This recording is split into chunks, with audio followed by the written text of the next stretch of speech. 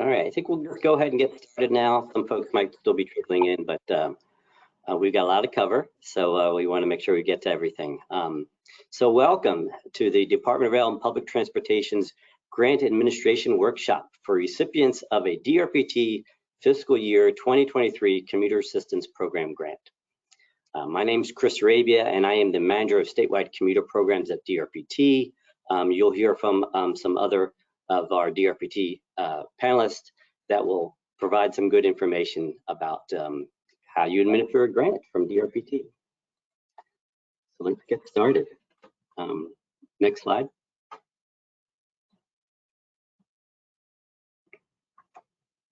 So these are the instructions for, we will have a Q&A throughout the presentation. If you want to ask a question, you can use the raise hand function. Just click that and we will be alerted, or type a question into the question box. If at any point you're having any difficulties, please feel free to message me and let me know. Thank you. Okay, next slide.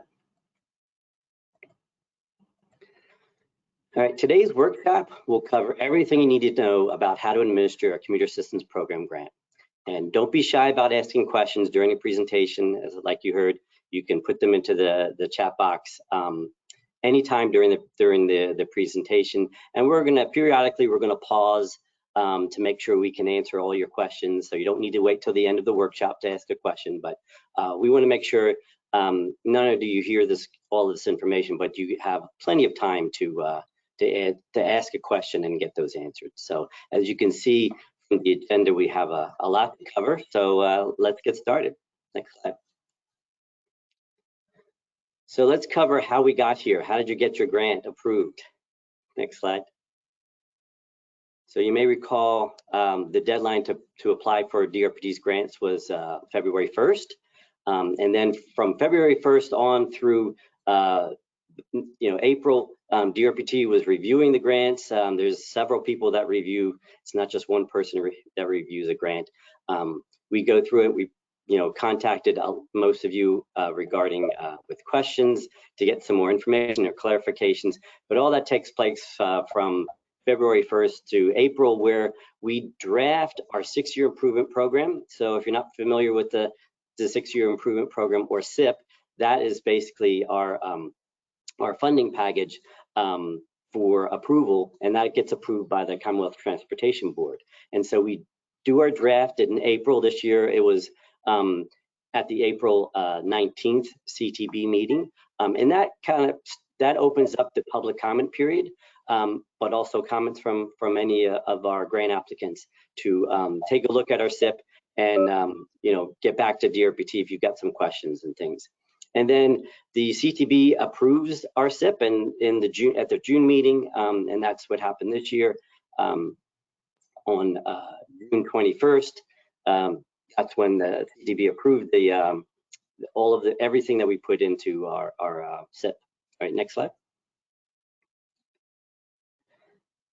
So just some information about if you get some federal grants from us.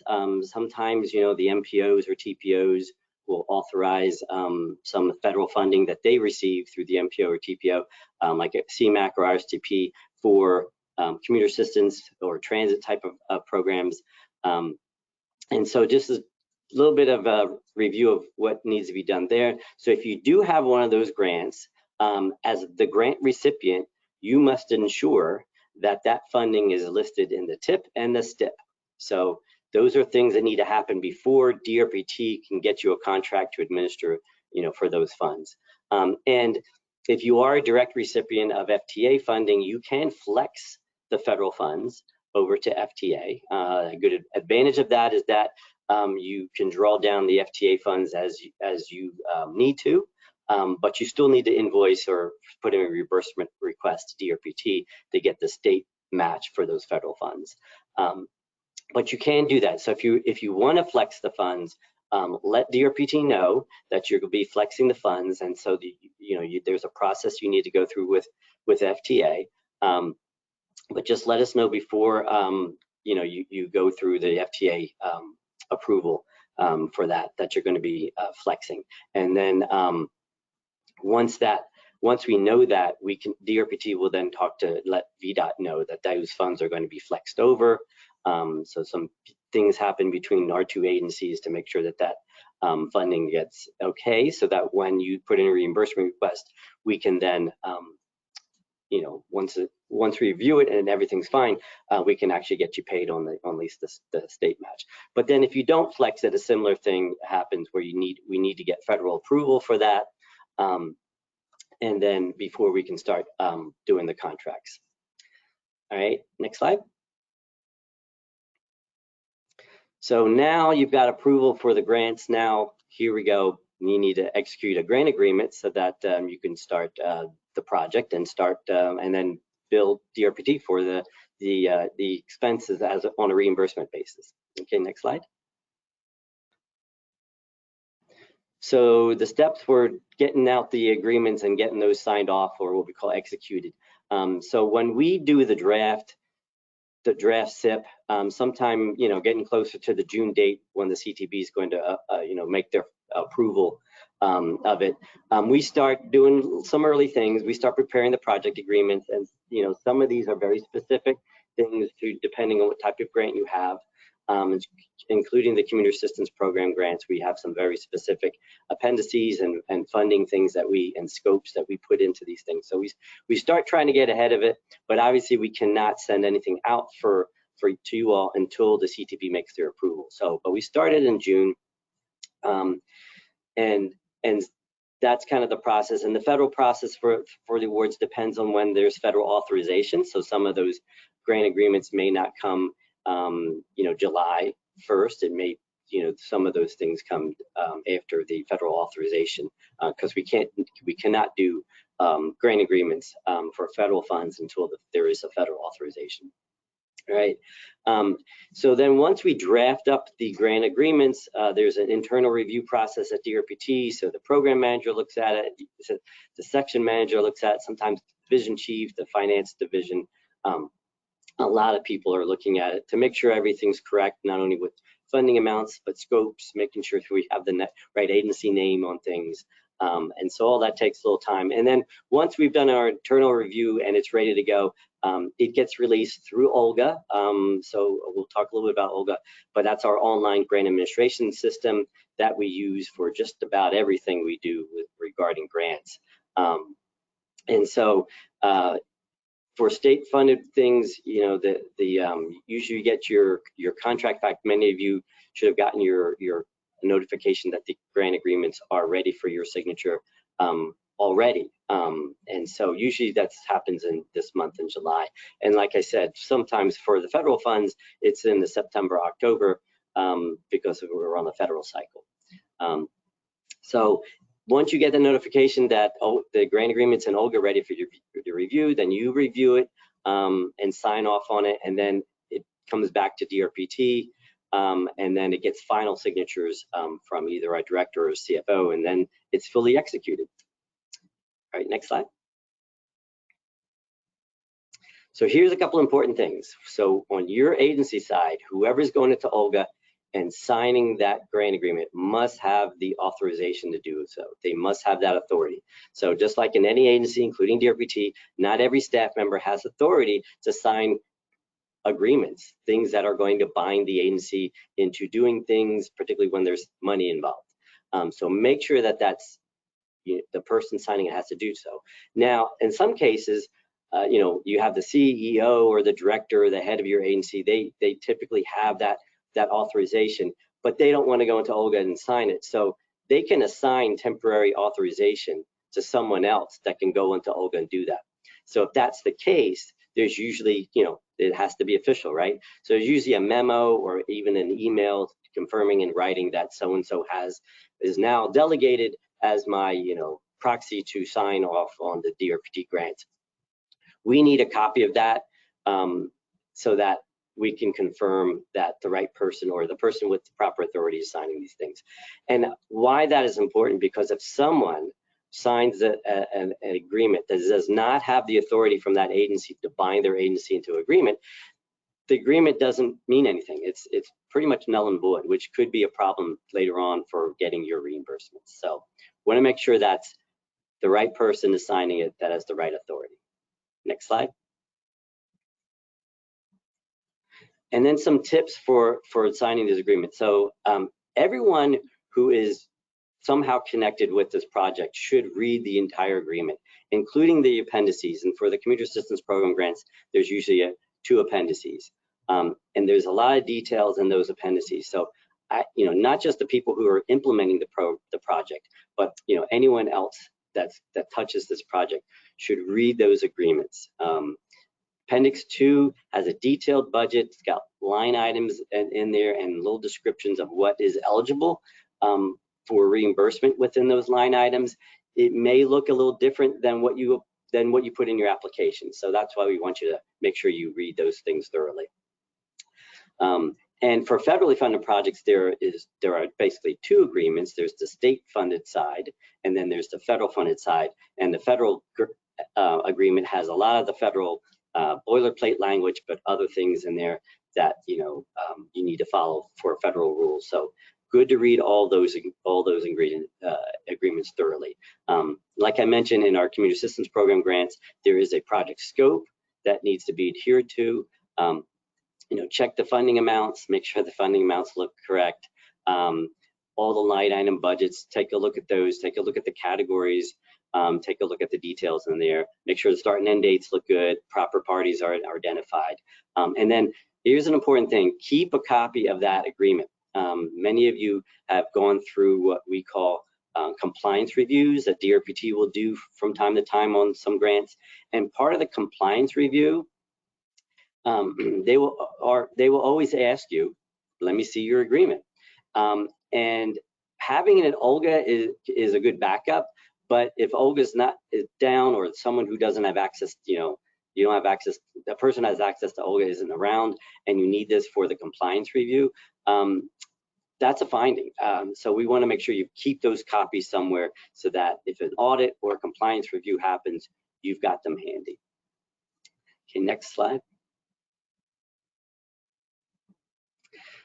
So some key grant agreement stipulations. So one of the things we put in during the pandemic that we're keeping is that we want to make sure that the marketing messaging is coordinated with us and does not have some messages that may not be fitting of the times. So, so one of the things you have to do is before you develop or implement your marketing campaigns or your marketing materials, even your social message medias, anything with incentives and contests or challenges, run those by your DRPT program manager first, so that we're on the same page and we can sign off on those. It's a quick thing. It's not going to bog you down anywhere. But before, what we don't want to have happen is you go through, develop all these marketing materials and we realize that it's just not right.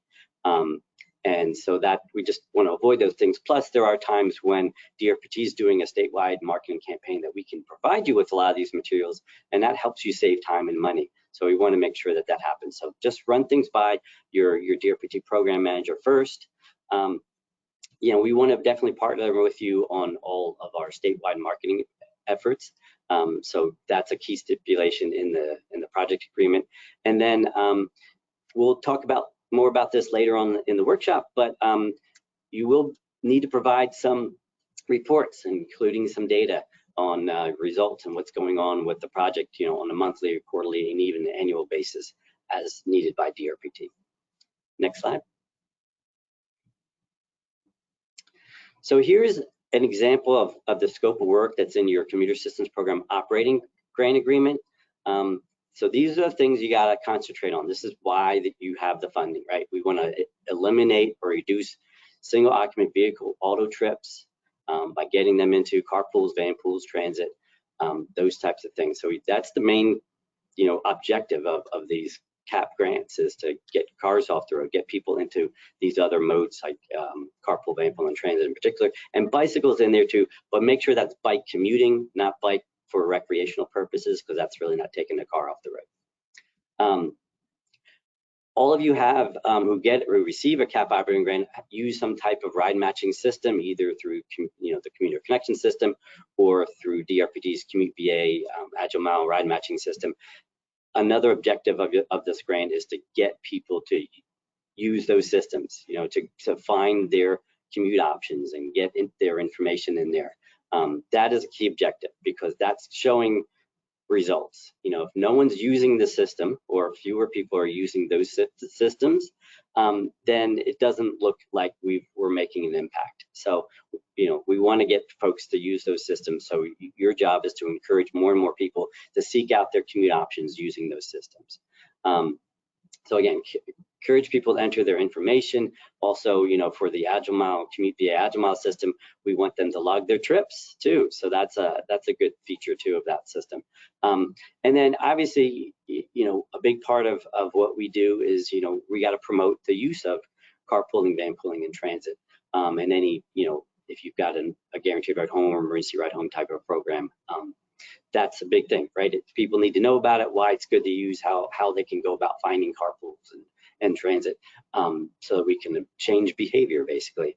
And then again, there is reporting requirements that we'll talk about later on. All right, next slide.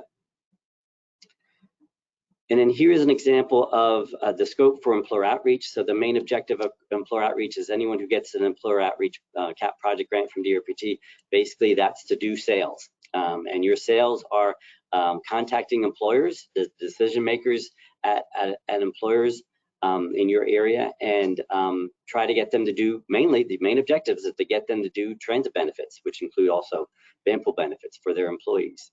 I think we all agree and we all know from a lot of training and other things that that when an employer provides a benefit and encourages their employees to use transit or van pooling, someone is more likely to do it than just hearing an ad on the radio or social media. So that's your job, is to really go work with those employers to get them to do that.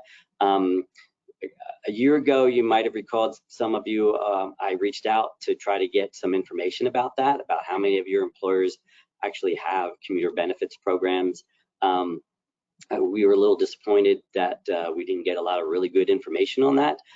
We need to change that, because that was something that was asked by the General Assembly, and it was difficult for us to obtain that information. So your job going out with your employer contacts, you need to record that data in your systems. For Northern Virginia, you're using the ACT database, customer relations management system that COG provides. You need to put all that information in there so that we can run those reports and know if we get another question from the General Assembly or the Transportation Secretary's office or anybody, how many employers in Virginia provide transit benefits? How much do they provide to their employees? We need to be able to answer those questions. So that's the primary focus of the employer outreach program. Okay, next slide. So now I'm going to talk a little about Olga. It's our online grant administration system. And if you're not familiar with it, you will be getting familiar with it as you administer the grant. Okay, next slide. All right, so in Olga, there is a master user, and please make sure that that master user is a current employee. So when the master user leaves your agency, before they leave, they must change the master user to someone else. Because once they leave, and if no one knows how to do anything through the master user, can't access Olga, you're going to have some trouble. So if the master user isn't current, a current employee, contact DRPT. We can help update the master user so that you've got somebody that can actually do all the things that they need to do in Olga. Now, the master user can also designate additional people that have additional access to Olga at different levels of prioritization. So not everyone will have access to everything, like signing grant agreements. Not everyone will do that, but you might need someone that can submit reimbursement requests. So the master user at your agency will control over that. So we definitely recommend having more than one person have access to Olga to do things. We've had agencies that had little issues with that when it was just one person that did everything and that person wasn't there and no one has access to Olga to even do a reimbursement request. So make sure you got more than one user in there. And then here's a very important thing. Do not share your login credentials with anyone else. So if you have the master user or any other user, they should be the only one that has the credentials. They should not share them with anyone else in the agency. That is a real security violation. So one reason for that is if you share your login credentials in Olga to someone else and they go into Olga and do things, they're acting as you. So if they do something wrong or something that's messed up, it looks like you did it and we're going to come to you and go, why did you do this? So don't share it with anyone else. So while you're in Olga, make sure all the information's correct, agency contact information, and you can also go in and note who and email addresses should be receiving the Olga notifications. So a lot of times Olga will send out notifications when your grant's about to expire or other things. You want more than one person to see those emails just in case you need to do something, and it goes to one person and they're on leave and no one knows that Olga sent out a notification until they come back. So you can go in there and you can designate who receives the Olga notifications. And then again, just make sure everything in Olga, your account, looks correct. Okay, next slide. And everything we're going to be talking about today is in what we call the Purple Book, which is the Grant Administration Procedures document that DRPT develops. It's going through, every year we update it, so there's always little changes. So if you've been at this for years and you think, I know what I'm doing, we encourage everybody that does anything with the grant to go read the Purple Book. There probably are little things that may have changed since last year. And you can get the Purple Book right from Olga. If you go into Olga, you don't even need to log in. You just go to the news and information section. There's a bunch of our documents, and you can download it or just review it right there. So highly recommend that everyone read the Purple Book. Okay, next slide. All right, Mary Olivia, do we have any questions? We do have questions. The first question is, will you send us a copy of the slide deck?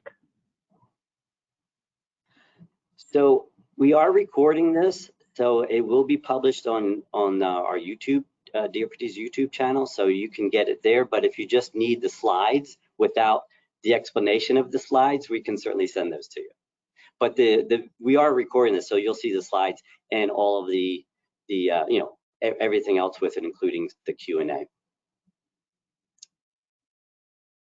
Next question is regarding funding being in the STIP, that is just for CMAQ or RSTP, not CAP funding. Is that correct?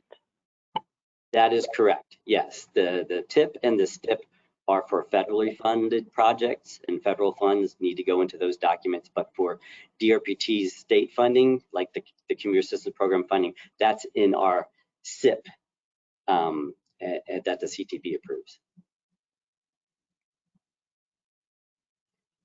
Okay, the next question is, what would be the advantage to flexing the CAP funds? Okay, so CAP funds cannot be flexed. It's only the federal funding that can be flexed. So if you're not familiar with that, so the federal funds typically are allocated from federal highways.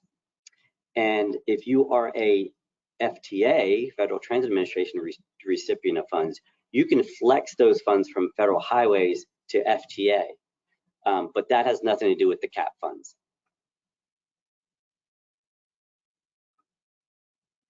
The next question is, can you provide us with some information about the timeline for marketing approval?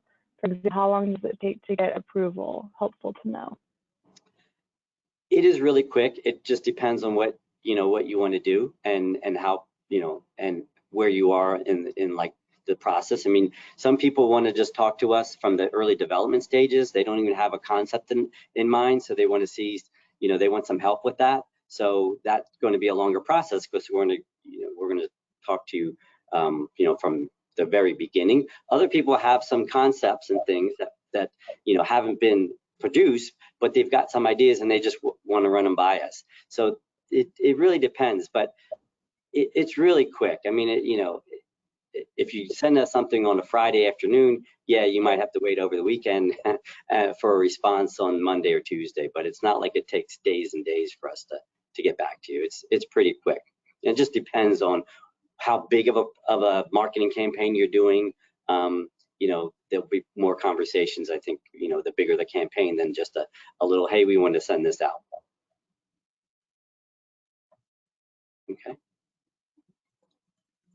The next question is, could you go over the staffing requirements and percentages included in the contracts that would have been sent out? What would be required should changes on the recipients be needed? So yeah, so in your application, we asked for all the staff people that would be charging to the grant project, and the percentages of their annual salaries being charged. Because some people, for some cases, you might have something, and this is all they do. They work on the Commuter Assistance Program for your agency, and that's 100% due. But then you may have some other people in your agency that do some things, some finance people, some other administrative people. Or maybe splitting the job. So we ask you for those percentages so we can get an understanding of who's charging and how much they're charging, in case we get someone that's in finance and they're charging 80% of their salary to the grant. It's probably we're going to question that. Why 80%? What are they doing for us? So those percentages, and we put those into, as you've seen, we put those into the grant agreement. And we usually did that exactly how you put it into the grant application. Now we spoke to you and things changed during the review process of the application. We might have come, but everything that we put in is agreement, something from you as far as those things. So if now that you've applied and we went with those percentages and you feel you needed to change those, reach out to your project DRPT project manager, program manager. We need to figure out why they changed and what's going on. So it's going to be a case-by-case basis. But the first process to that, the first order process to that would be to contact your DRPT program manager to figure out and to explain, why you need to change and what needs to be changed. And then we can, talk to you about it more. Okay. The next question is, if we are adding monthly reporting in Olga, will grant meetings with our rep drop back to being quarterly? For the time being, we're still going to have monthly meetings. We think that's just good to catch up on a variety of things, not just, reporting stuff. But, again, I think, we sometimes those get canceled, for summer vacation and what have you. So, I think we're still intent on having the monthly meetings. They can be really, really short, they don't have to be an hour or more. They can be, 30 minutes or less. So I think right now, unless there's a reason why, you don't need the next one coming up, work with your program manager on that. But we definitely want to have those check-ins monthly. We think it's really good just to stay in contact, and if something may come up, we want to address it sooner than later. Okay, what else? The next question is, as a newbie to this, can you unpack what the acronyms stand for? The examples listed are CAP, SIP, TIP, STIP, and Olga. Actually, in the purple book, there is a whole glossary at the end that has those terms and many, many more explained. I'll just say CAP is the Commuter Assistance Program. That is DRPT's grant program. The TIP is the Transportation Improvement Program. The STIP is the State Transportation Improvement Program. Olga is the online grant administration thing. But there's a ton more. Yes, if you're, as you probably know, in our business, we have a lot of acronyms, and that's why we put them all in the back of the purple book. So real quick, hopefully, I answered some of those for you, but there's many more that you can check out the purple book for. And then if there's something that you still don't get, just reach out to your program manager. Okay, the last question I'm seeing is, Following up on timeline, social media requires flexibility and speed. Can you be more specific about response time? Thank you. Yeah, I mean, it's going to be really fast. I mean, we just want to know, you know, what message that's being sent out. And so if the message is good, you know, you're going to get a quick go for it. Particularly if you're doing social media posts, those are just going to be, hey, we want to post this, or this is the type of things we want to post. And a lot of times what happens is you'll have like a series of posts that have the same sort of theme or you know, saying the same message in different ways, and we can just blanket approve all those and not have to do every single one. I tell you, and one of the reasons why we did this is because you know, during the pandemic when it first started out, folks were still sending out messages and doing marketing things as if there wasn't a pandemic going on, and you know, most people weren't sent home to work from home. And so that got us into trouble. Actually, I got called by our director that said, why is this marketing going out there? You know, we're in a pandemic here, people are working from home.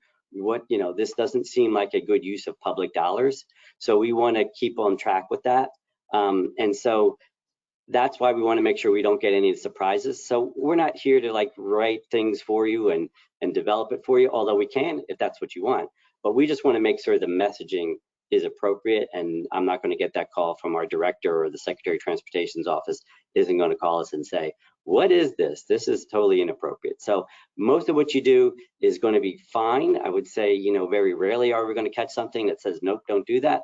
But, you know, if you just want to like, hey, is this okay? We can green light that really quick, the day or two at most. But if you want more discussions or more ideas, or you know, you want us to help us do some of those messages, you know, obviously it's going to take more time, but we're happy to do that also. Hey, Chris, and I'll chime in. I mean, this is a real world experience. Within the last month, I got a request for marketing, and in looking at the pictures, there was something that was pretty questionable. In that I could easily see somebody, general public, raising a question about it, maybe even having an issue about it. And when I spoke to the grantee about it, they didn't see that, and they were glad I caught it. So yeah, it helps to have extra set eyes, but it wouldn't have been good if that went out. It wouldn't have been too good. So I was glad I caught it, and yeah, so that's again just a real world experience. And it, you know, on first look, looked pretty innocuous, wasn't a big deal, but when you kind of look at it, like, whoa, that's not, that maybe that shouldn't be there. So just a real world experience to back up kind of some of the reasoning for that. Okay, thanks, Gabe. That's good. Yeah, that's a good example. So any more questions out there that, oh, good questions. Thanks, keep them coming. Again, that's a big part of this workshop, is to provide you with information, but also get your questions answered. So we want to make sure we give you plenty of opportunities. So I think we can go to the next slide. So I'm going to talk to you a little about some training assistance you may or may not be aware of. It's another opportunity for you. So next slide.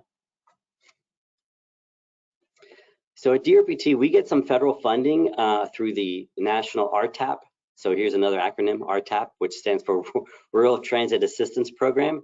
And we also get some small urban training funds from the feds. And what we do is we make those funds available to you. So as RTAP says, it's rural.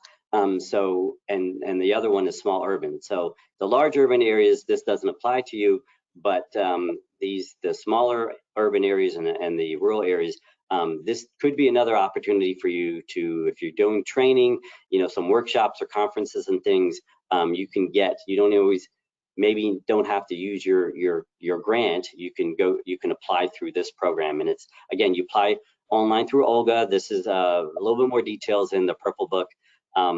But I just want to let you aware, the RTAP, you can get up to 100% of your eligible expenses reimbursed, and the small urban up to 95%. So that's, I know some of you have taken advantage of this for various things.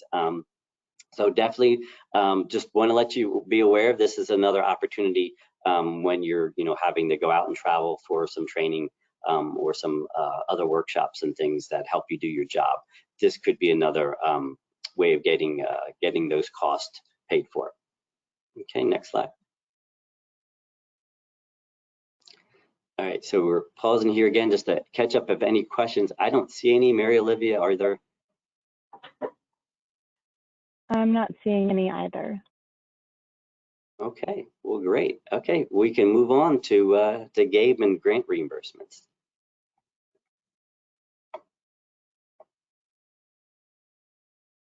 Okay, great. Next slide, Mary Olivia.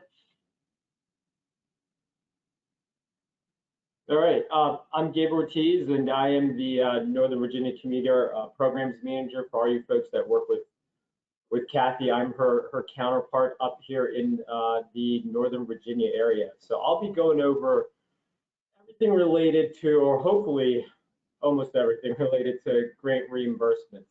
A lot of this stuff is kind of old hat for everybody, but we definitely have some new stuff that we want to go over. So again, at the end of my few slides, we'll have some time for questions. I'm sure we'll have a lot. So fire away and make sure you start writing those down as I go through this. So want to start off right from the top with just some general information, then we'll get a little more specific. But in terms of your reimbursements, when it comes to the frequency, you have the choice of doing them anywhere between monthly and quarterly. Consistency is the key, however, so work that out with your program manager. At this point, many of us have been working together for a while and have a pretty good rhythm going down with that. But just keep in mind, we can't have any reimbursements, no more than monthly, no less than quarterly.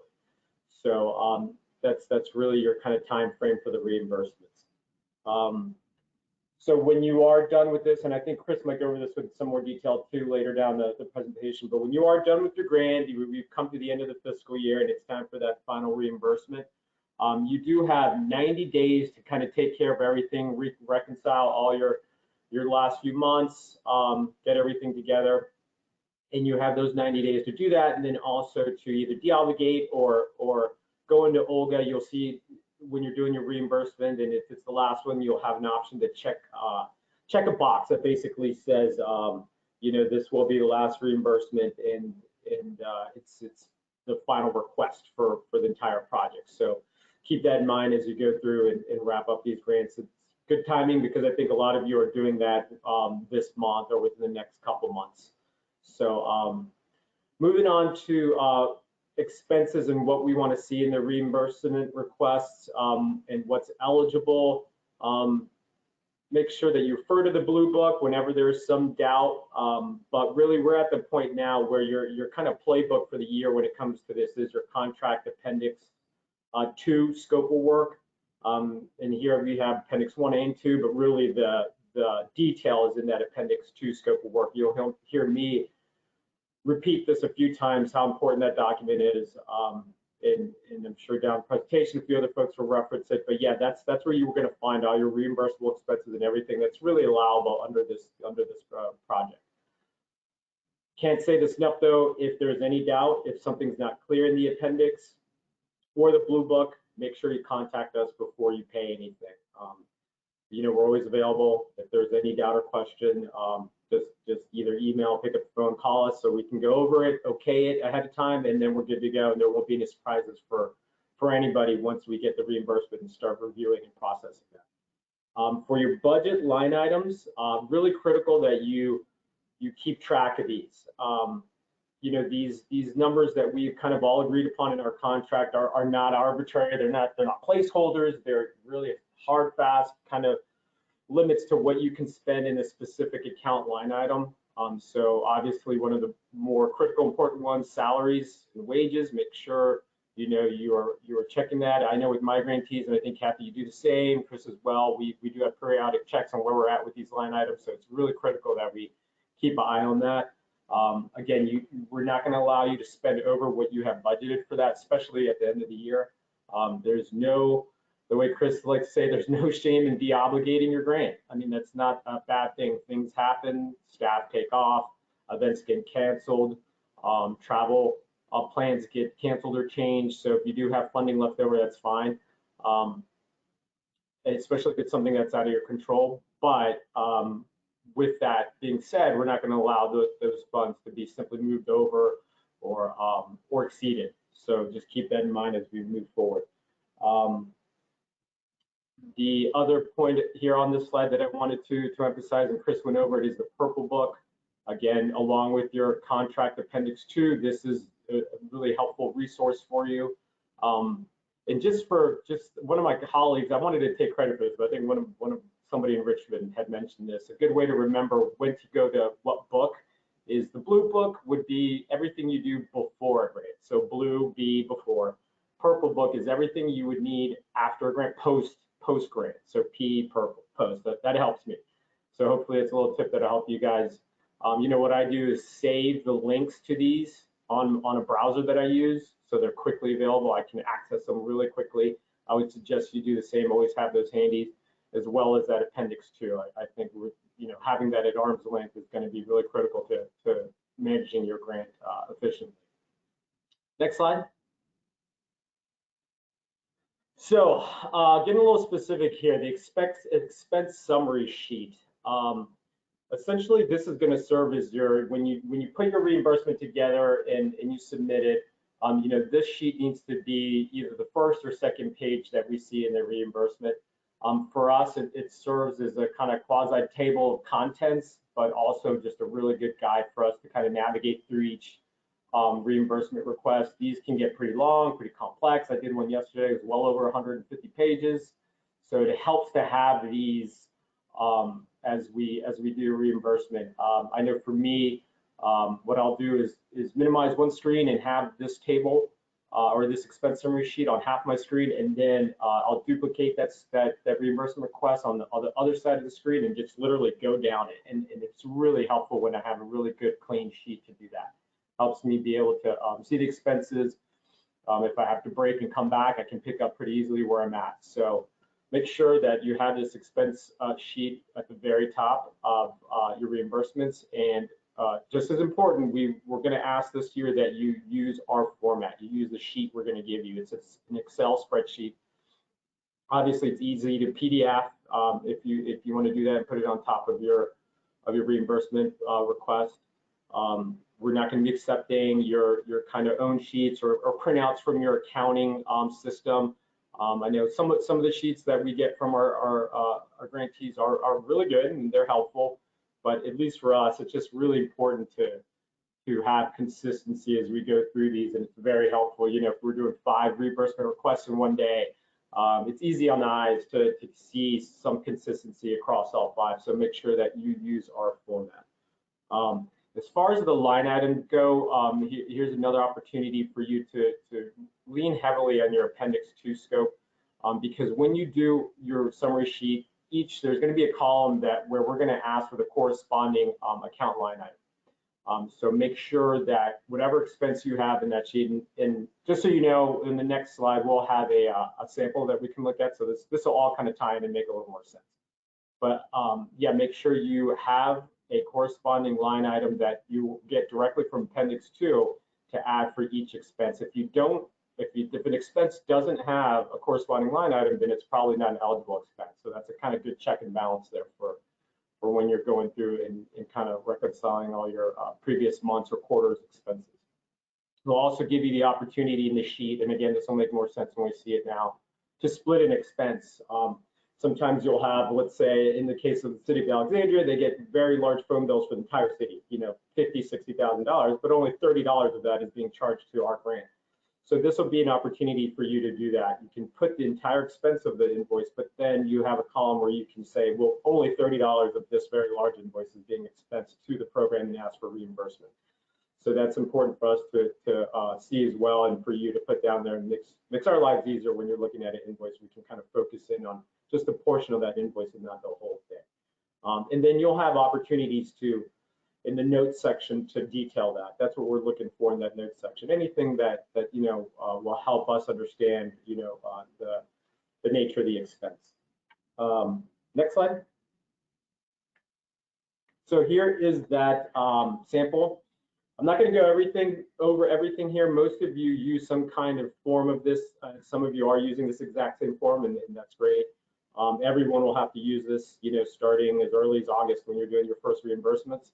One thing I'll go over is the sequence document number. Again, this is just really helpful for us.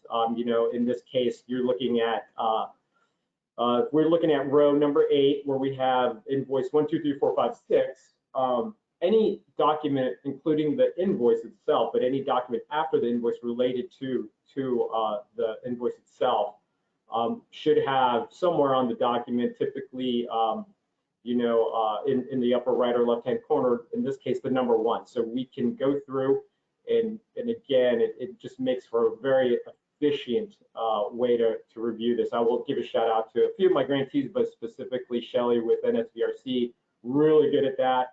And I know it's kind of, in some cases, labor intensive, because then I think, Shelly, you do it by hand. So, you go through and do that, but it's really, really helpful, especially with your reimbursements that, where you include a wealth of supporting documentation that helps me navigate through that. And I think I speak for Chris and Kathy as well. That's just really helpful to have that. Here you'll see in column H, the expense category I was talking about. And I want to point this out specifically. I want to make sure that within these expense summary sheets, you have to also include personnel. It's not just those direct costs. So I want to repeat that. Make sure you include personnel on these as well. And typically, it's that first line item. I think it's helpful when you do that. It's usually the largest expense, so it's good to just have it right off the top. So as you can see here, we have salary and wages, subscription, payroll for staff, and then everything else after that. So we will email this sheet to everyone just in case. If you have any questions, either now or when you email it, let us know. I'm open to suggestions as well. I can't say we're going to make any wholesale changes, but we'll definitely listen to any suggestions on how we can make this easier. I know we have a lot of accounting folks on the line. Any of your expertise that you want to lend to this that you think might make this more helpful or user friendly, whatever it is, we're open to that. So we'll email that and make sure everyone has a copy as we start off. Our reimbursements again as early as next August. And I'll end my my talk here about the summary sheet by saying that we're going to be pretty stringent with this. If we open up a reimbursement and we don't see the summary sheet, we're going to reject it and ask you to resubmit. For the folks that send those really large reimbursement requests, I do not want to have to go down that road. So make sure this is included with all your summaries or with all your reimbursements, because it will not be approved if it's not. All right, next slide. So we got that down. Some summary sheet is done. You're using our format, and now we're looking at supporting documentation. It's just critical that anybody that's looking at these reimbursements, I just want to say this as kind of a blanket statement, can understand what they're looking at. So make sure that everything is legible. Make sure that everything is clear. I know there'll be instances where you might have to scan in something, but hopefully all your documents are electronic, especially invoices you're getting. Any reports you have, they should obviously all have an origination of being electronic. I know still be instances of receipts that you get that you might have to include that obviously you can't get electronically, but really everything should be electronic and clear to read. As of yesterday, I got a reimbursement and it was just illegible. I could not read the invoice that was in there because it was scanned in manually, and it was obvious that in some shape or form it was electronic at some point. So when you can, always try to scan these in electronically. When it comes to the documentation for personnel, this is really critical. We do not want just kind of generalizations. We want to know exact work that was done. Now, I know for the folks that are full-time and you're working 8 hours a day, sometimes more than 8 hours a day, we're not going to look for an accounting of every single day, but for sure we want to know the things that took the majority of your time. Saying help coordinate meetings, that won't be enough. We want to know at least at a minimum, hey, how many meetings, in 1 or 2 words on what the meetings were, regardless of what it is. We'll need some detail. Blanket statements won't work when it comes to personnel. So make sure that's included. Fairfax County, really good at when they submit their reimbursement, they include the progress reports that I require, and that's very helpful. in that case, you know, you can time it perfectly with that. That's great because you don't have to do the work twice. But if you're doing your reimbursement say on a monthly basis, or the timing just doesn't work out when you do your progress reports, then we'll need that specific kind of breakdown of what work was done. Direct costs typically boil down to just invoices. Again, make sure they're legible, make sure they're informative. Good rule of thumb, if somebody just walking off the street needs to look at this, at an invoice, they can tell very quickly what it's for. And you know, that can be just 2 or 3 sentences. Every invoice has that middle section where you can put a general description of what the work was done. Again, it can't be just a couple words, but if you can just give us a couple sentences on what it is, make sure your vendors and anyone you work with is required to do that, or you require them to do that, and we'll ask you to check before you submit it for reimbursement that invoices are informative enough for us to know what they're for. When it comes to anything you're doing creatively, if you can include that in the reimbursement request as well.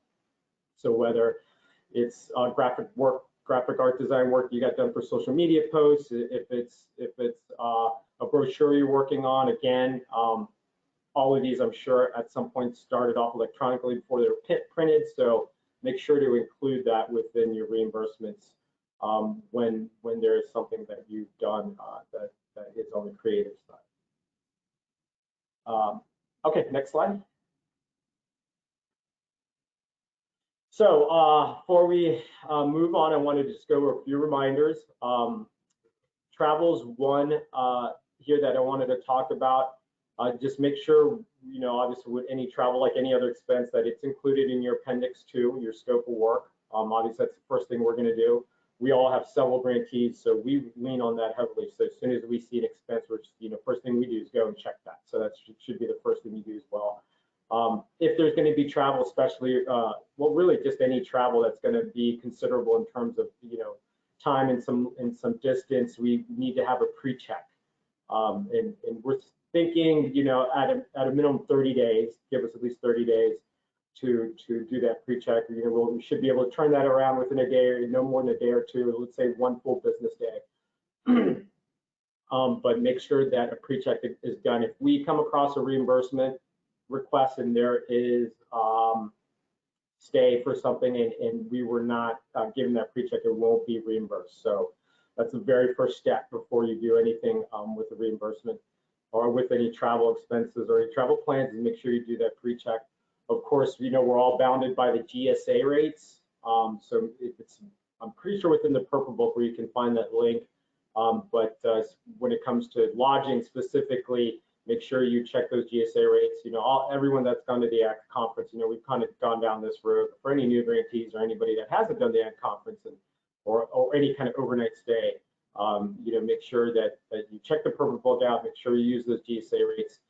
If in the event you do go over the GSA rates for, let's say, a hotel, it will be incumbent on your agency or your jurisdiction to pay whatever that difference is. So you cannot use any other combinations, DRPT grants, or you know, there can't be any kind of use of the local match for that. It's if it goes over the GSA rates, you'll have to find another funding source to pay whatever that difference is. Purple book, one more time. I know you guys are probably sick of hearing it, but yeah, it's a valuable resource. It's not that we don't want to talk to you folks, but if you have a question, make sure you check your purple book first, because you will find a lot of detailed information there. And I think it's just a good habit to get into. Of course, now if something doesn't make sense, if it's, you know, purple book is not infallible, if it's not clear on something, or if it's something that can be debatable with you know, within your head, and you know, give us a call and we can go over it and discuss it. But the key is just make sure you do all of that legwork before an expense is incurred, because if it is, then you know, it's going to be a lot harder to go back and approve something. Little note on Olga, there is a message on there that says you have 10 megabytes, 10 megabyte limit when you're uploading a document. So, you know, when possible, you know, if you can use PDF, if you format for your reimbursements, and if you do have to split up a document, it'd be really helpful. Let's say if you have one reimbursement, if you use kind of the naming convention, one of one, one of two, one of three, I know it's really helpful to have those in order and be consistent again across. Take a little time to to name these pretty clearly. And I say that because there's been instances where, we'll get files uploaded and somebody kind of hastily just named it and it just doesn't make sense. So just make sure you take your time, name them clearly. If you got to split it up, again, use that one of one, one of two. And then if there is a transition to another document, try to make it as seamless as possible. If the first 101 document ends on page 30, obviously you want to start right off with page 32 on the 202, let's say in this case, document. So that would be very helpful. And again, I'll end this with saying, and I can't say this enough this year, make sure you have your contract Appendix 2 readily available, always close by. I'm gonna try to require, at least on my end, that we have that up and displayed when we do our progress reports in the event we come across any questions or any issues. But yes, I want to make sure that that is always available and you are checking that. And that goes also, I would say, for anybody working with the grant, including all the finance folks. If your finance person is not on this call right now, I would say if there's anything, just make sure you email them a copy of that and say, hey, here's what here's what we're bounded by for these grants. You should have this. So that's all I have. Mary Elizabeth, you want to go to the next slide? So any questions? We have a few questions. Okay. The first one is, what is the Blue Book and where can I download a copy? Blue Book is essentially all the information you would need to know before you apply for a grant. So that really breaks down everything in terms of what a grant's eligibility is, what the grant is for, the goals of the grant, the eligible expenses, what can be done with the grant, what cannot be done with the grant.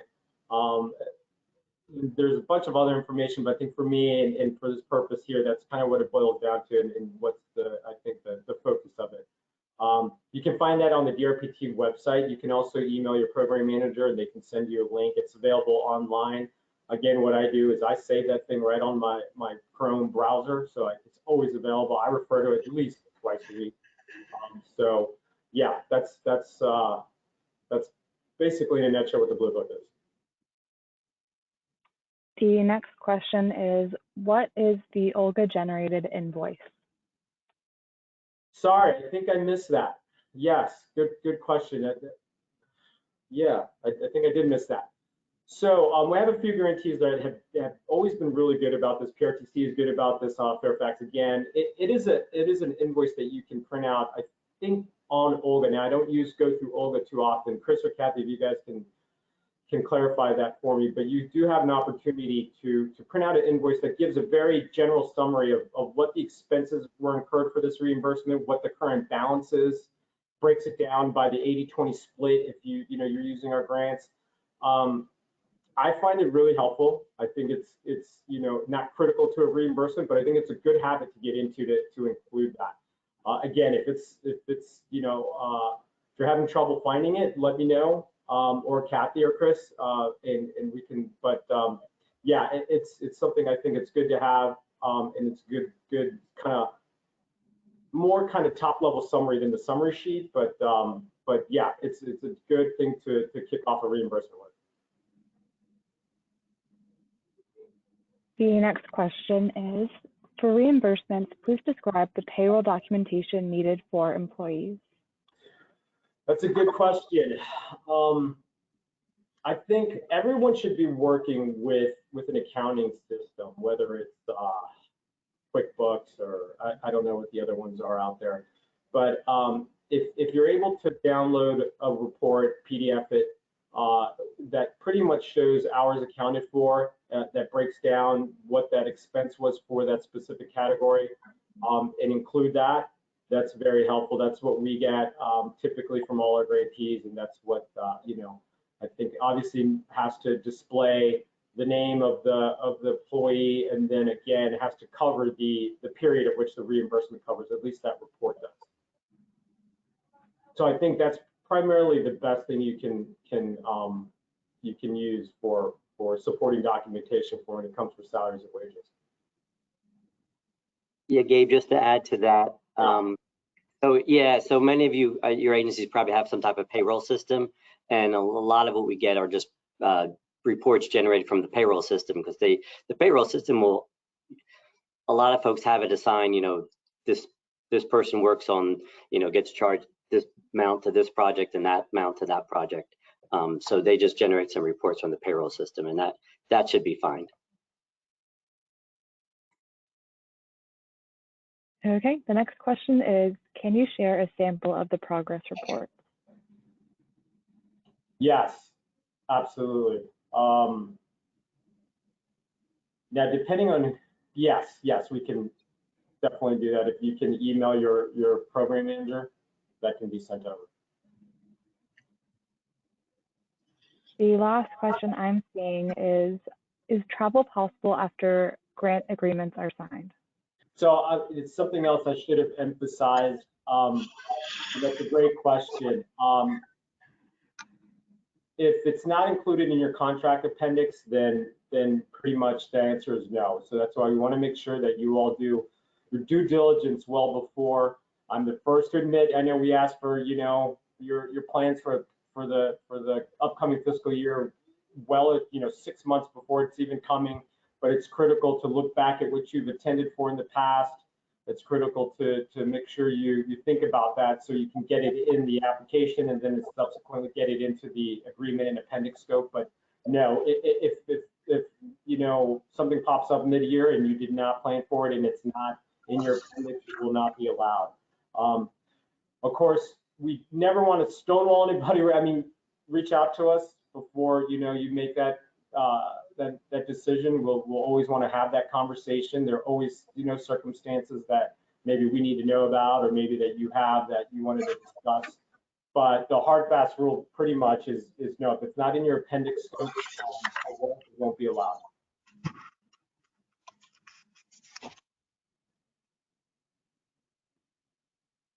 Those are all the questions that I see. Okay, great. Thank you guys. Of course, if you have anything else that you wanted to go over, maybe didn't just want to, it's going to take more time than you would want to do here on this presentation, reach out to your program manager specifically. We can go over that stuff. But with that being said, I will turn it over to Kathy. Good morning, everybody. I hope you're all doing well. I am Kathy Moline, Commuter Program Manager, Gabe's counterpart for the rest of Virginia. And of course, what would a DRPT webinar be without a little technical difficulties? I could not shut off my camera, so I just had to do the next best thing and slide the tab across the top. So I apologize for that if there was any confusion. I'm going to talk to you, next slide, about grant monitoring.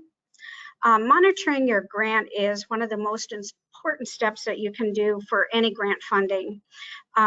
As Chris mentioned, monthly meetings with your DRPT manager, it's a good opportunity for us to ask you questions, you to ask us questions.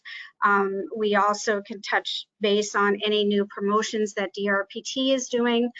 For example, we have Discover Transit Month coming up in September. We also have Rideshare Month coming up in October. So it's a good opportunity to share information and just check in with each other. And it gives us an opportunity to see where you are with your approved projects that were outlined in your contract. As Gabe mentioned, it's so good to monitor your line item expenses. You may not exceed your line item budgets as you move through the fiscal year. One of the things I do recommend to my grant recipients is to set up line items in a spreadsheet, whether it's Excel or Google Sheets, and just track each month or quarterly when you do have your expenses. Typically what I will do about the third quarter is I keep track of that as well, and I will send my grant recipients a snapshot of what I have, their expenses for up to the third quarter and what I show remaining, so that we can compare the expenses. Also, another thing to note in your contract is anything you may have written a wonderful grant and had all these projects or programs in it. So not everything that was written in your application is necessarily in your contract. So that's why it's so important that you guys keep track of your contract, keep track of your line items. Appendix 2 has all the expenses, all the line item. For instance, for dues and subscriptions, a lot of you have Chamber of Commerce's. So all of those are listed out in your contract. Any incurring expenses that are not covered in your contract, you want to make sure you contact Gabe or I or Chris before you spend anything out of a line item that is not covered in your contract, because it's possible we won't be able to reimburse you if you do that. Next slide. Next slide. So for many, many years, we've been talking to you guys about performance measures. And for the CAP programs, what we will be measuring is CAP operating, employer outreach and service, and also Vanpool project reporting. These measurements are really, really important, not only for us, but for you guys as well, because it shows results. It shows what the Commonwealth is getting in on their investment. And also it's a good basis for goal setting when you come to your FY23 grant application. Next slide. So for CAT operating, these are the measurements we'll be looking at, and I'm not going to read them all, but one of the ones that is really important for us is successful follow-ups made, and this is actually phone calls, emails, reaching out to interested commuters, and just following up with them. And it's just important that we know that these folks are followed up with, and you're not relying on the database or the monthly or quarterly reminders from the ride matching database that you're using. The other one that's important to us is emergency ride home or guaranteed ride home, and only include this if you had this in your CAP operating grant, and you're operating or conducting marketing promotions for your emergency ride home program, and include these in your monthly or quarterly reports for us. Next slide. So for those of you that use the Commuter Connections ride matching system, what we need you to do is to generate your monthly report from the Commuter Connections ride match system, send the report to your DRPT program manager, keep a copy for yourself so that we can verify it against COG's report. And if there is any discrepancy, it'll need to be revised to match the numbers that the COG has for you guys. Next slide.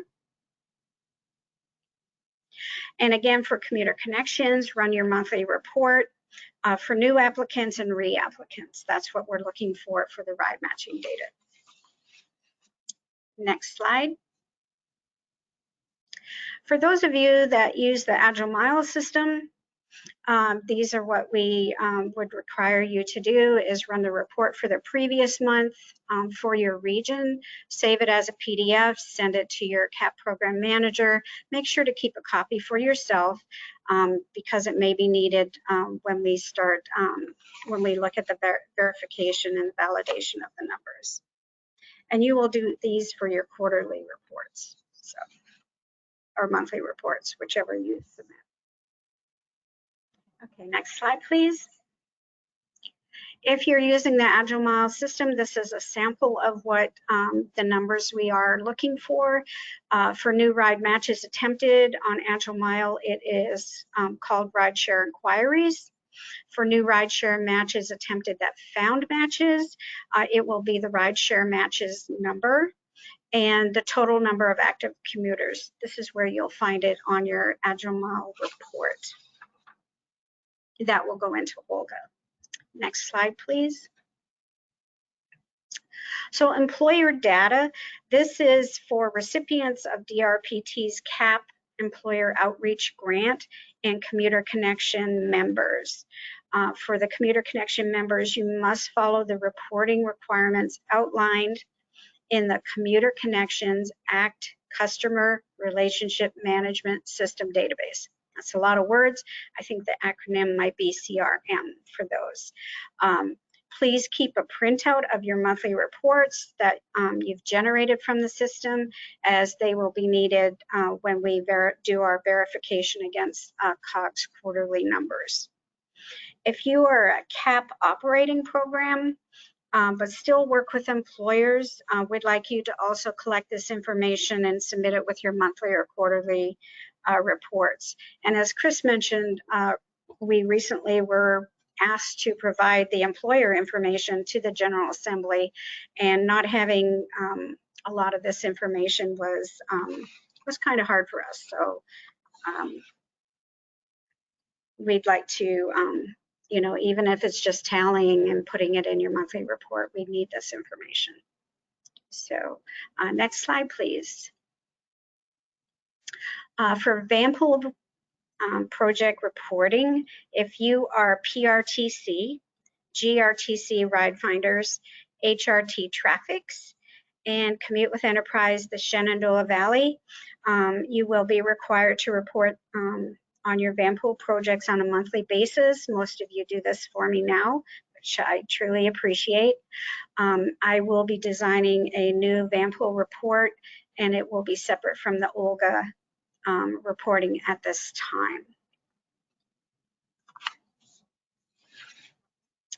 time. Next slide, please. So DRPT has changed our website, and it has a new look. It is very, very sharp. So previous website, there was a little OLGA button up in the right-hand corner, I believe, and you just clicked on that and took you into OLGA. So with the changes that we've made, where you want to go on our new website is the tab, our grant programs. And then you want to, next slide, please. And then you'll want to go to grant application resources. And when you open that, at the very bottom is the OLGA. Next slide. And this is where you'll, at the bottom there, this is where you'll click to go into actually OLGA. So your data will be entered into OLGA. And at this time, we are asking just for new rideshare matches attempted and new rideshare matches that received matches. Right now in OLGA, we still need all the required measurements that were mentioned in the previous slides. But for now, entering into OLGA, we just need the new rideshare matches received and attempted and placed in a ride match. Agile Mile users will enter their data monthly into OLGA. Commuter Connection members will be entering in quarterly. And again, we'd like this information within 30 days from the end of the previous month.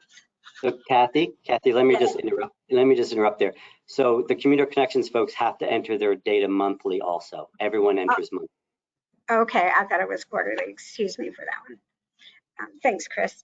No, what we're going to do is verify it quarterly with the COG reports. Okay. But the data needs to be entered monthly. Okay, my apologies. So we are currently updating the OLGA reports because we were finding that we didn't really use a lot of the information in there. So we're updating it to better match the categories that are required for the performance measures. So hopefully soon that'll be fixed and it'll make a lot more sense, I guess, is what I'm trying to say for when you're entering into OLGA. Next slide, please. So once you go into OLGA, we want you to select your organization. You will open performance data, transportation demand management. As Chris mentioned earlier, make sure your organization data is correct. and if not, make any necessary changes.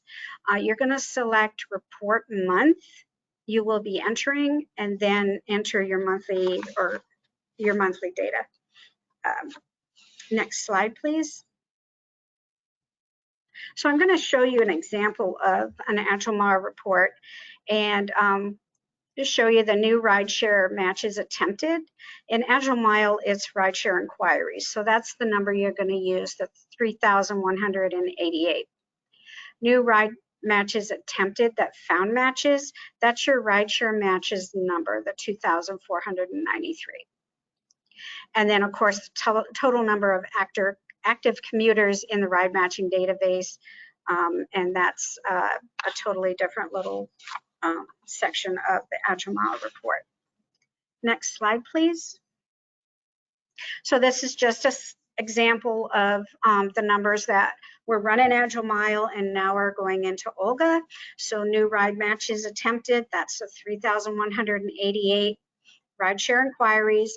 And then of course the 2,493 go into the new rideshare requesters who receive name matches. And then what you're going to do is select save, and then the next step, and move on to your any other reporting that you may need to. So next slide. Mary Olivia, do we have any questions? I'm sure we do. We do. The first question is there a difference between reports pulled and those provided by Agile Mile? I'm sorry, reports. Is there a difference between reports pulled and those provided by Agile Mile? So I know each of us receive reports from Agile Mile each month, but we want you guys, if you use the Agile Mile system, to get used to running reports and looking at those reports and, you know, keeping track of them yourselves. Are the numbers going up? Are the numbers going down? Just to see, and if you ran a promotion, your numbers may have jumped way up. And it's like, okay, what did I do that month that these numbers shot up that I could try, you know, in another quarter? It's really important that you guys keep track of it as well as we do. It's just, it's good information for the grant recipients to have. The next question is, when should we send the Agile Mile reports to our program manager? You can, within 30 days of so if you're running July's, if you could send it before the end of August 31st, that's great. Okay. In regards to successful follow-ups, what exactly do you mean? Is this phone call and email questions asked? Not sure how to contact people in Agile Mile that isn't system-wide. So I know some of my grant recipients get phone calls from people. I know that they'll follow up a month or two after. Agile Mile, I would almost, that's a good question, and maybe that's something that we check in with Agile Mile to see if there's a report you can run for the list of people who registered. I'm not sure on that question. The next question is, when you say monthly or quarterly reports, is this the reimbursement submitted in Olga or a separate report to be emailed to our project manager? So when you run your monthly report, you're going to put it in Olga, and then you're going to send it to your program manager so that I or Gabe, we can compare them. The next question is, where do you enter the active members in the Olga report? That is, I would have to look at the report and see. Can we go back one slide, Mary Olivia? I'm not sure if it's on this one or not.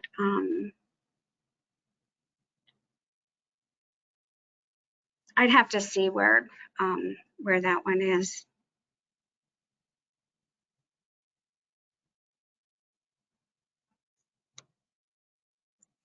And So, I can send that out to everybody too. so I could just answer that question. So the data point for the ride matching that we want is entered in Olga under the field new ride matches attempted. That's really the number that we need monthly. And Kathy explained, where you get that number. So that's the main number.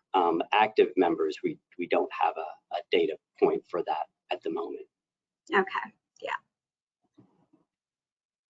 And that's one of the things that we're, yeah, right. That's one of the things we're updating in the database. So that must not be added yet. So I apologize for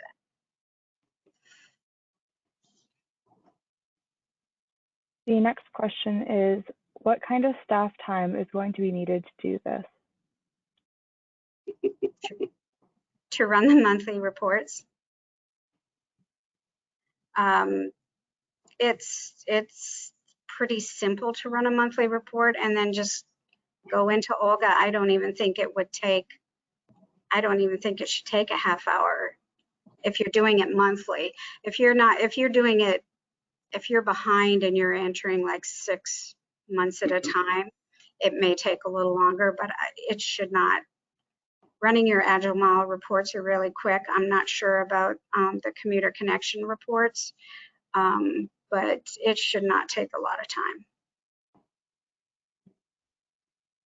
Next, we have a comment.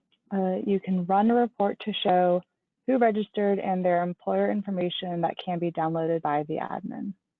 Okay, thank you. And then the next question is, should we enter GRH date in Olga? Not at this time. But you can attach it to your monthly or quarterly report or reimbursement. The next question is, will training be available for those who are unfamiliar or new to the system? Which system? Agile Mile system, or can they? It does not specify. Okay, can they follow up with that? Agile Mile. Okay, yeah, we are actually looking at doing a retraining or just updating everyone on running reports, probably for our September Commute VA committee meeting. So so we'll be doing an update on that. Let me just jump in here, explain something. So I think that question was asked by someone in Northern Virginia.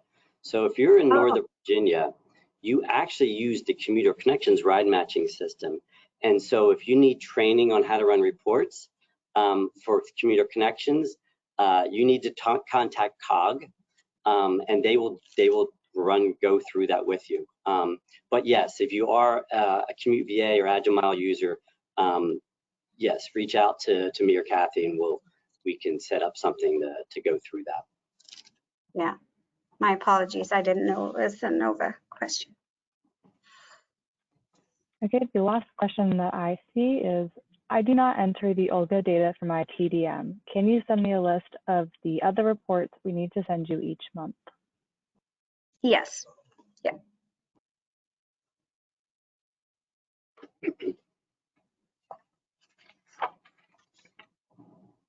Okay, I think. Any more questions? I'm sorry?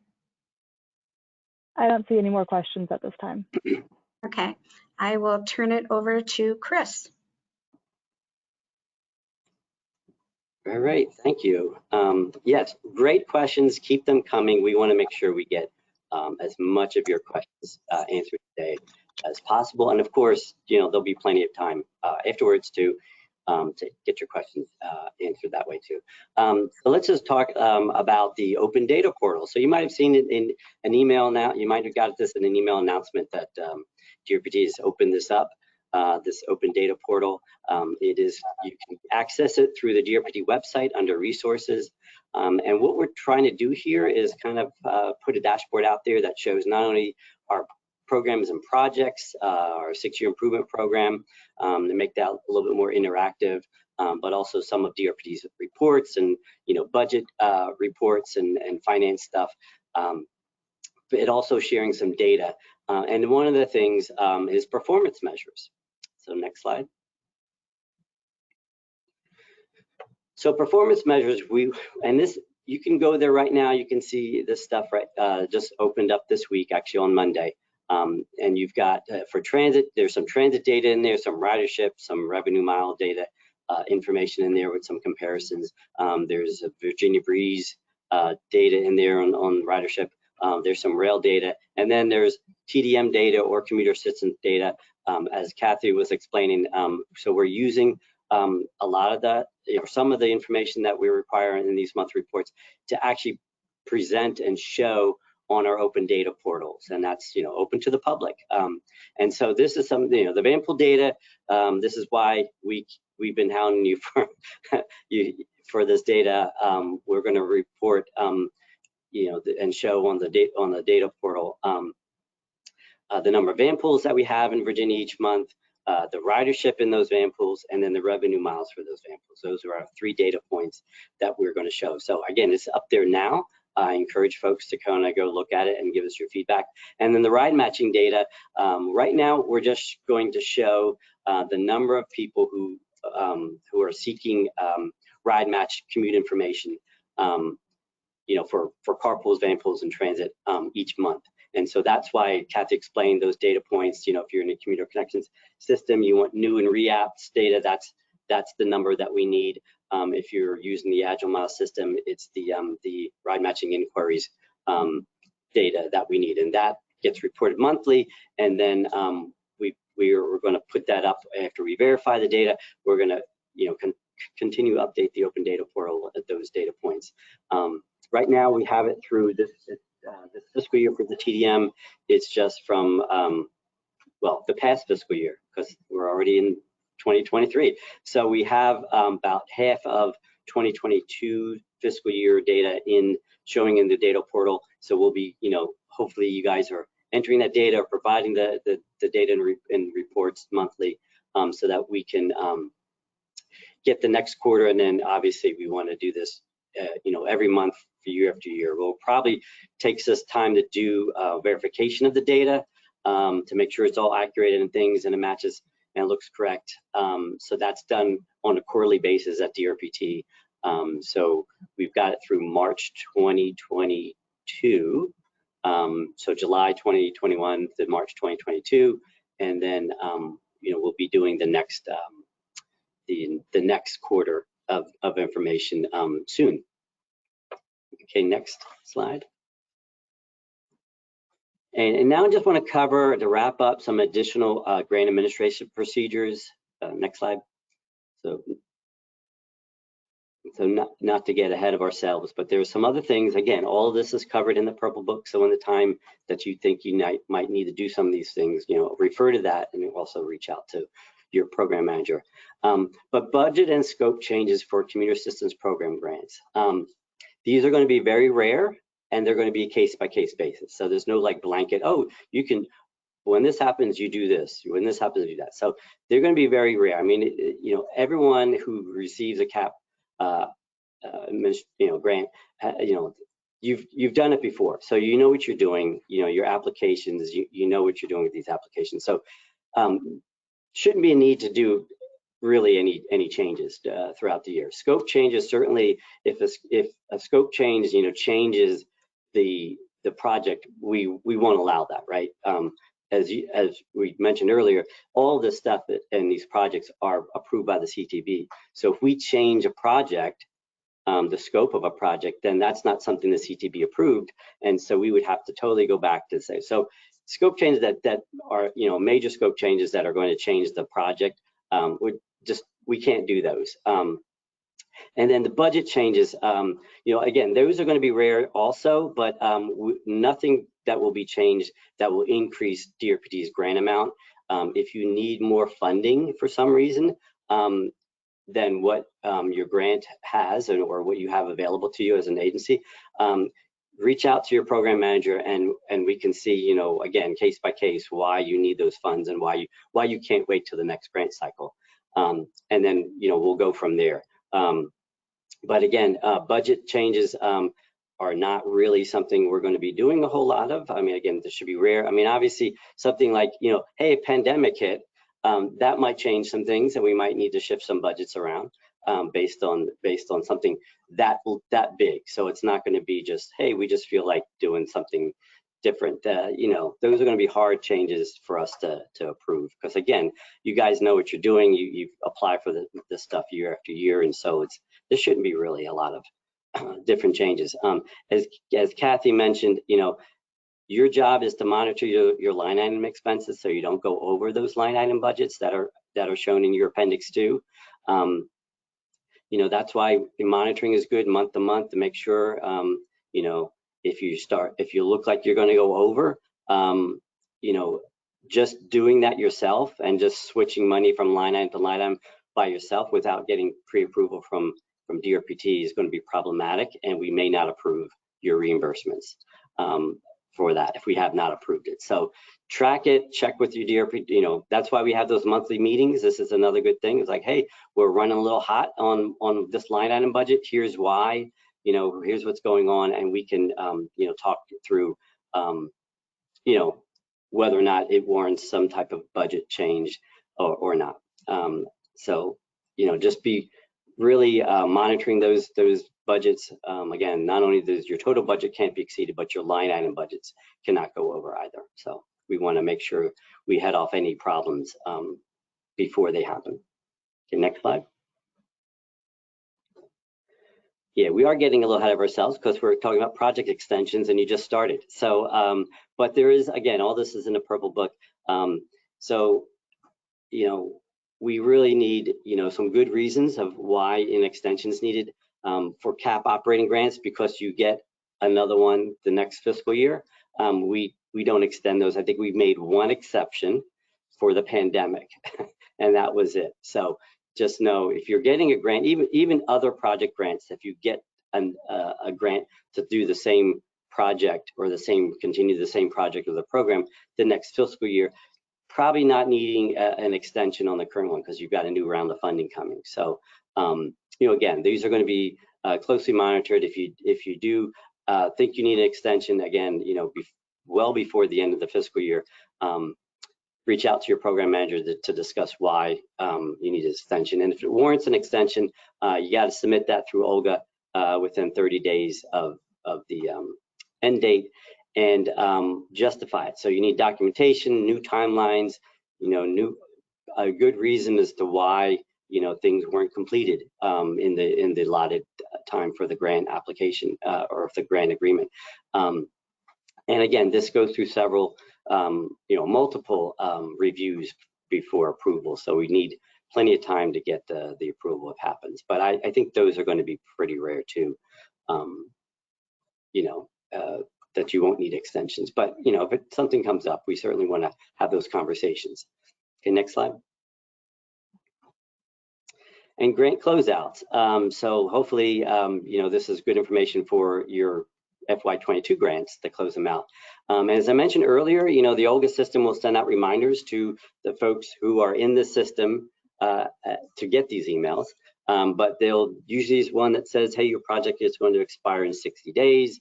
And I think there's another one closer to the expiration date. And then you get one that says your project has ended, it's expired. You cannot charge any work after that date, to the project. So you get these reminders. Another reason why you need, when you're in Olga, set up more than one person to get these reminders so that But again, you want to make sure you're drawing down these funds, regularly, at least on a monthly basis. Well, that's a preferred, but it has to be at least quarterly. But you'll get these reminders, and also, again, through your monthly meetings with your DRPT program manager, any problems can be addressed earlier on. Okay, next slide. So after the project is ended, we need your final reimbursement request submitted through Olga within 90 calendar days from that end date. The sooner the better. It's good for you because your agency gets the funding, money back. It's good for your agency's cash flow to not to wait to the to the, you know, to the 89th day to submit it. But, you know, but it is a cutoff there. So if you wait too long, you may not get your final reimbursement. And it's good if it is the final reimbursement, just to check off. There's a box in Olga that lets us know, yes, this is the final one, but we, so that everyone's on the same page. And then, you know, if you have some funds left over, you also need to go into Olga and do a deobligation so that we can take those leftover funds and put them back into the funding pot, so that it can be used for other projects, maybe something of yours later on. And as Gabe mentioned, you know, having some funds left over and deobligating is not a bad thing. We don't penalize anyone for that. We don't cut anyone's budgets because they you know, didn't spend $10,000. It is actually a good thing because it shows that you're just not spending money just to spend money. And so again, things change. You know, we had this with the pandemic where, you know, we couldn't do marketing and things when people weren't commuting to work. So it was not a bad thing if we have to deobligate some of the money. So don't ever think that that's going to be held against you. Okay, next slide. And that's all of our presentation. So, you know, just to reiterate, and we're going to take some more questions here that are in the chat box. But if you have any more after this webinar, if you think of something, obviously contact Gabe or Kathy or myself. There's some links to good information on Olga, DRPD's website, and the Open Data Portal. There's a lot of good information there. Olga, again, the blue book, the purple book, it's all under Olga in news and information. You don't have to even log in to Olga to get to those documents. And so those are good links. And I think we've got a few more questions, I think. Yes, we have a couple questions. One is requesting to go back to the slide about travel pre-approval. I'll start going back, but if any of you know which slide number that was, that would be helpful. Oh, wow, travel, okay. That was one of Gabe's, so. Yeah, Mary Elizabeth, that was 26. Yep.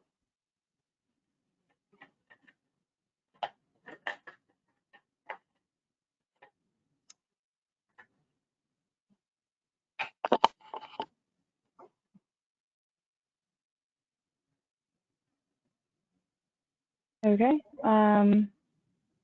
There wasn't a question associated with it. Oh, sorry. They say not this one, the pre-approval slide. They believe it was a slide that Kathy was presenting.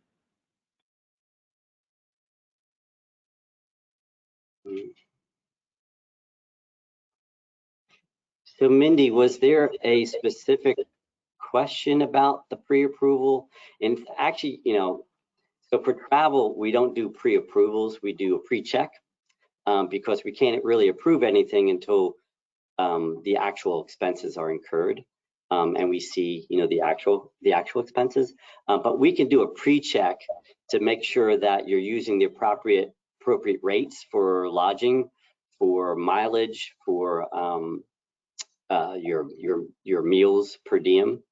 And so we do a pre-check on those things. Also, we do part of the pre-check is also the days you're traveling and how many nights you're staying. So if it's something in like a conference, you know, if you're coming in, you know, or extra days beforehand or leaving extra days afterwards, the pre-check will kind of bear that out, and we'll be able to discuss, you know, is that appropriate or not. So that's kind of where the pre-check comes in.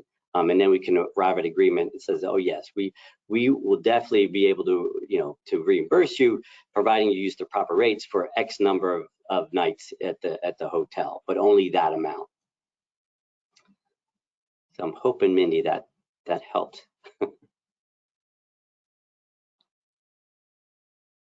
Oh, I see. Okay, so the pre-check of 30 days prior. Yeah, so we want to not wait till the last minute to get the pre-check done. So I think Gabe or Kathy, one of them mentioned that we'd like to see that like 30 days in advance of when you have to do the travel. It's just, yeah, it may not be in the purple book. It may just be something that we'd prefer just to give you a target date. But the idea there is that we don't want to do it like 2 days before travel.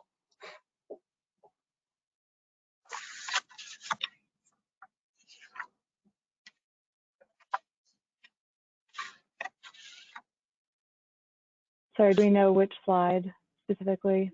I don't, Gabe and Kathy, was it on a slide, or you might have just said it? I said it. Yeah. Yeah, so it would have Okay. been, it was, yeah, if it was related to travel and the pre-check, that was slide 26, but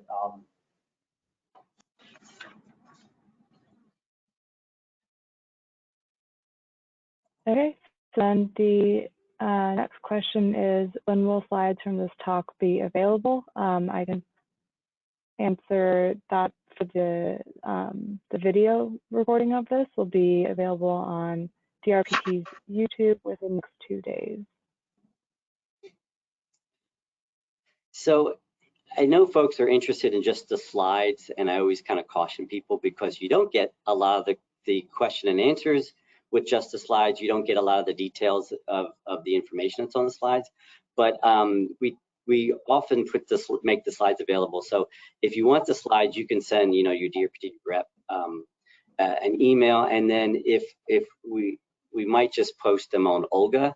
And if we do that, we'll just let everyone know that that's where it's posted. But I do encourage you to review the YouTube video, because not only do you see the slides, but you hear all of the other details that the slides may not have. So I don't want to leave something out. But if you really, really just want the slides, we can get them to you.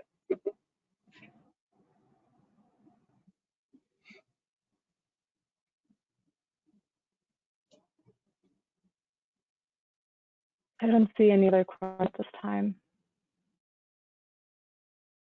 All right, if you think of any more questions, reach out to your DRP program manager. You got the 3 of us here. Just reach out. We'd be happy to answer questions. And then I keep referring back to those monthly meetings. This is, those are opportunities to discuss, the grant administration part of the thing, not just, the good work that you're doing for these programs and projects, but also some of the grant administration. Again, we want to tackle any issues sooner rather than later, so that we can have those discussions and get those problems solved. So I thank you for your time on joining us. We'll give you like 15 minutes back to your day. But thank you for joining us. Hopefully you got some good information out of it. Read the purple book, but obviously reach out to any one of us if you have some more questions. Thank you for all for attending. Thank you. thanks, everybody.